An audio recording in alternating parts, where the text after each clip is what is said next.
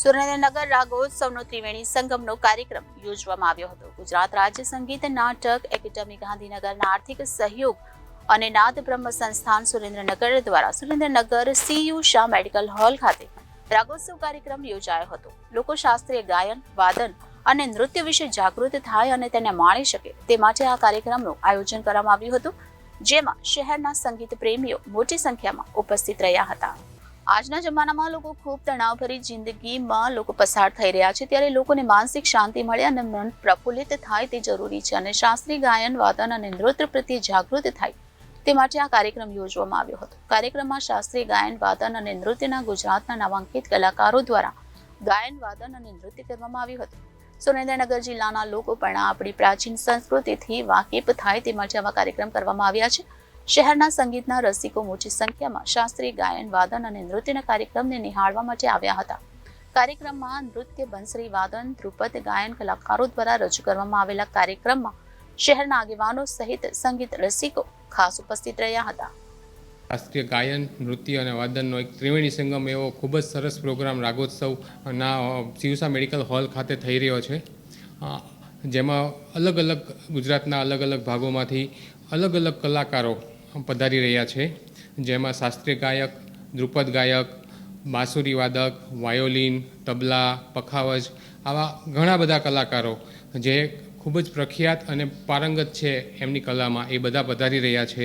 આ કાર્યક્રમનો હેતુ શાસ્ત્રીય સંગીત, નૃત્ય અને વાદન પ્રત્યે જાગૃતિ મેળવવાનો અને આજની ખૂબ જ તણાવભરી જિંદગીમાં થોડુંક આપણને માનસિક રીતે શાંતિ મળે એનો એક અમારો નમ્ર પ્રયાસ છે. રાગ દ્વારા રોગનું નિવારણ થઈ શકે છે. અત્યારના આ સ્ટ્રેસફુલવાળી લાઈફમાં શાસ્ત્રીય સંગીત, ગાયન, વાદન તરફ લોકો વળે એ માટે ગામની જ સંસ્થા નાદબ્રહ્મ સંગીત સંસ્થાન એક બીડું ઝડપ્યું છે કે સુરેન્દ્રનગર જિલ્લાના લોકોને શાસ્ત્રીય સંગીત આપવું.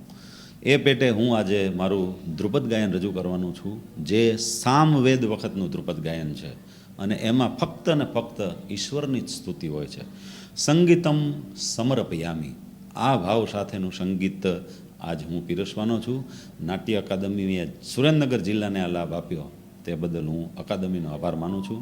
સુરેન્દ્રનગરની જનતાને વિનંતી કરું છું કે આવા શાસ્ત્રીય સંગીત તરફ વળો અને આ દિવ્ય જે કલા આપી છે ભગવાને આપણને, ફક્ત માણસોને જ તે, એને માણો અને આનંદ કરો. અને હું ઈચ્છા વ્યક્ત કરું કે આવા પ્રોગ્રામ વારંવાર થાય અને લોકો રાગથી વાકેફ થાય અને લોકો રાગને ખૂબ માણે. વિવિધ રાગોમાં, વિવિધ વાજિંત્રો પર અથવા ગાયકી પર ખૂબ જ સરસ રાગોની રજૂઆત થઈ. રાગ ખૂબ જ શક્તિશાળી વસ્તુ છે અને રાગની વિશે તો વાત કરીએ તો ઘણી લાંબી વાતો થાય, પણ સુરેન્દ્રનગર જિલ્લામાં આવો પ્રોગ્રામ આજ સુધી થયો નથી. ઇતિહાસમાં, સુરેન્દ્રનગરના ઇતિહાસમાં આવો રાગ પ્રોગ્રામ થયો હોય એવો કોઈ દાખલો નથી. આ તકે હું ચોક્કસ કહીશ કે સાહેબનો જેટલો આભાર માનીએ એટલો ઓછો છે. રાગ વિશે અને રાગ લોકોને સંભળાવીને લોકોને એક જાતની જેને કહેવાય કે મેડિકલ ટ્રીટમેન્ટ કરી આપી અને બધાને ખૂબ વર્ષો પછી કદાચ કોઈક આવું ગાયન, વાદન અને નૃત્ય અને એ પણ શાસ્ત્રીય શૈલીમાં એક વખત રજૂ થઈ રહ્યું છે, ત્યારે એ સરાહનીય છે. કેમ કે અત્યારની તણાવભરી જિંદગીમાં લોકો ખૂબ જ સ્ટ્રેસ સાથે જીવતા હોય છે અને આ બધી જ જે કળાઓ આપણી જૂની છે એ ખૂબ જ આ બધામાંથી મુક્તિ અપાવતી હોય છે, પણ આપણે કદાચ એને વિસરતા જઈએ છીએ અને એની માટે આપણી પાસે સમય જ નથી હોતો. ત્યારે આવા એક કાર્યક્રમનું આયોજન કરી અને આ બેઉ સંસ્થાઓએ ખૂબ સરસ પગલું ભર્યું છે અને એનો લોકોને ખૂબ રાજીપો છે. કાર્યક્રમ ખૂબ સુંદર, ત્રણેય આર્ટિસ્ટ નૃત્ય, ગાયન અને વાદન એમ ચારેય પરફોર્મન્સ ખૂબ સરસ હતા. ગાયનની અંદર ધ્રુપદ શૈલીનું ગાયન જે હવે બંધ થઈ ગયું છે, જે હવે વિસરાતું જાય છે અને ઇન્ડિયા લેવલે ખૂબ જૂજ આર્ટિસ્ટો બચ્યા છે, ત્યારે એનું ગાયકી એક સાંભળવાનો લાહવો મળ્યો.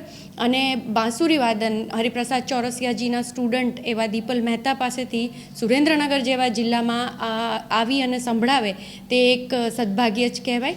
અને વિપુલભાઈ જોશી ત્રિવેદી તેઓ આવ્યા છે જૂનાગઢથી અને બાગેશ્રી રાગ એમણે ગાયો, તો એ પણ ખૂબ સરસ રજૂઆત હતી. અને આવા કાર્યક્રમો એ હંમેશા માઇન્ડને ફ્રેશ કરનારા હોય છે. Bureau reporter Janadesh news, Surendranagar.